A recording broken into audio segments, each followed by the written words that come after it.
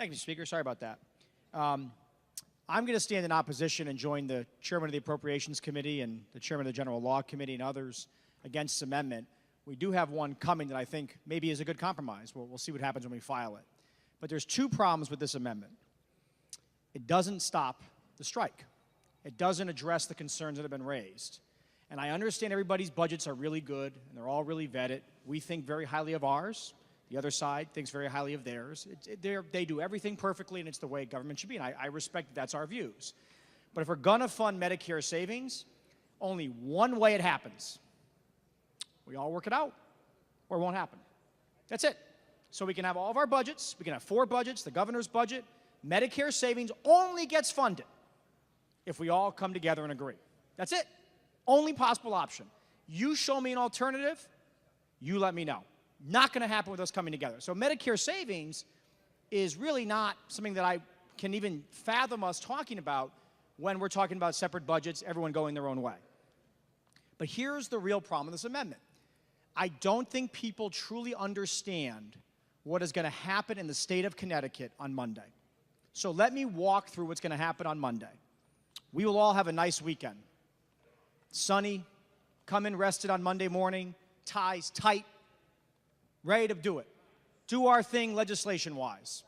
And then 2,500 people are going to walk off a job.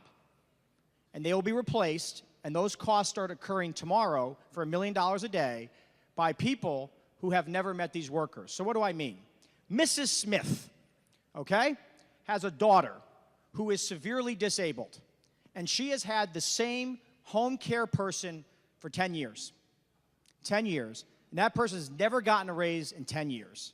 And they do the hardest work that I can imagine, the most gut-wrenching emotional, or some of the most gut-wrenching emotional work we can imagine. And on Monday, we're going to walk in here because we're big time at the state capitol. And Mrs. Smith's daughter is going to lose that man or woman. They are mostly women who do these jobs. Will lose that person because she'll be on strike because she hasn't had a raise in 12 years. She's gone. So this child, Mrs. Smith's child, now has a brand new person taking care of her, providing for her, and she's never met this person. And the state is spending more money on this than we would if we passed this amendment as House A. That's what we're going to do. There's going to be a strike on Monday. 2,500 people are going to walk off the job because they haven't had a raise in 12 years. And we want to talk about this document and vetting. It's real, it's serious, and it's emotional. You are literally, you are taking the most vulnerable of our society and saying, sorry, because our document's done a certain way, and we want to do it a certain way, and it's got to flow a certain way. This is the kind of thing that makes government tough. We like to do everything neat and orderly. It doesn't always happen that way. But I can assure you that if we don't work this out by Monday, just like Medicare savings when we came back, dozens and hundreds of families will see turmoil, upheaval, they will be in tears, and no one will care what we do for 3 days. Nobody. They won't care about a budget or bills. All those families are going to care about is that we let them down. That's why I cannot support this amendment, because it does not stop the strike. Thank you, Mr. Speaker. Thank you, sir. You care to remark further on the amendment? Representative Klarides. Thank you, Mr. Speaker. The scene that the Majority Leader just played out was very nice, I'm sure, and we all hope it will be a lovely weekend and we will get some time to ourselves. And I also enjoyed the description of Mrs. Smith and her family. I will tell you, as somebody who uses home health care workers for my family, we do understand how it works. There is not a monopoly in this building for one party to understand what happens with home health care workers or with nursing homes, etc. The problem is that I do not agree with the fact that there is only one solution here.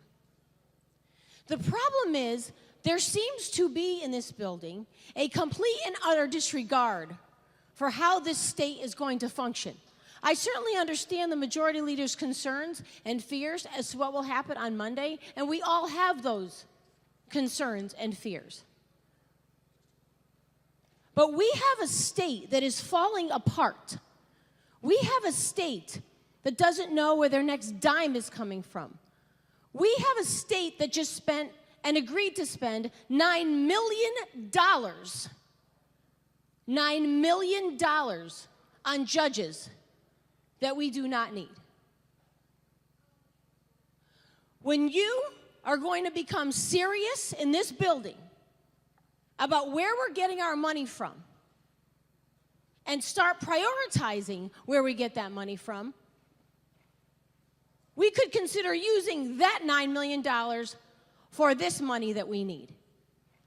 It is not all about pulling on our heartstrings. We all understand how serious this is, and we all understand how important these workers are and the people they take care of.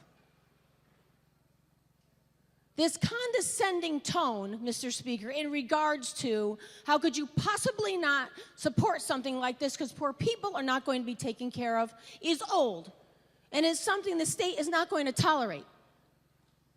Because we cannot sit here 3 days ago and spend $9 million on judges we do not need and then sit here and talk about how we don't care about the people of this state.